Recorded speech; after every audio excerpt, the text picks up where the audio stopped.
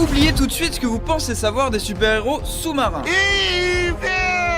Aquaman est le top du top des héros torse-poil, le meilleur pote des dauphins et surtout l'héritier du trône des 7 mers. Et le trône des 7 mers, c'est pas un siège pourri en métal avec des épées rouillées. On te parle du roi d'Atlantide, un monde enseveli sous les océans depuis des milliers d'années. Mais avant de prétendre au trône de ce monde sous-marin, Arthur Curry n'est à la base qu'un simple fils de gardien de phare et n'était pas du tout prêt pour devenir un héros. Bon, c'est pas tout, sa daronne c'est quand même la reine d'Atlantide, exilée sur Terre.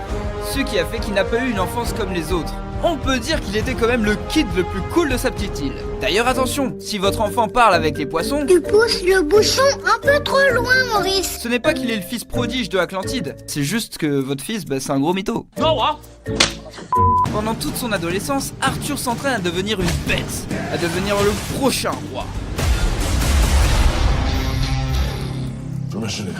Il est capable de contrôler les événements météorologiques, les océans, ainsi que tous les animaux qui le composent. Le seul problème, c'est que c'était pas dans ses plans.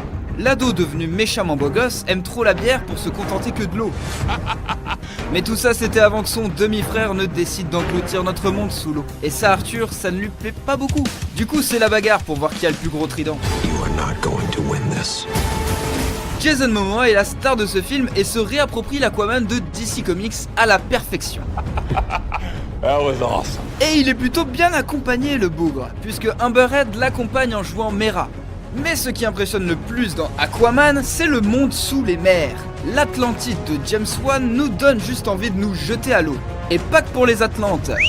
La ville est magnifique et les combats sont incroyables, que ce soit en vaisseau type Star Wars sous-marin, ou dans de grosses bastons à dos de croco antiques, ou encore en chevauchant des hippocampes géants, pas le temps de s'ennuyer sous les mers. Clairement, ça rend tout de suite la bière de la surface toute naze et on se demande où il faut signer pour devenir le prochain Atlante. Aquaman est clairement le gros film de cette fin d'année et si vous voulez vous réchauffer cet hiver, direction Atlantide où Arthur et Mera vous attendent. Mais attention, vous risquez d'en sortir toute mouillée. Atlantis has always had a king. Now it needs something more. What could be greater than a king? A hero.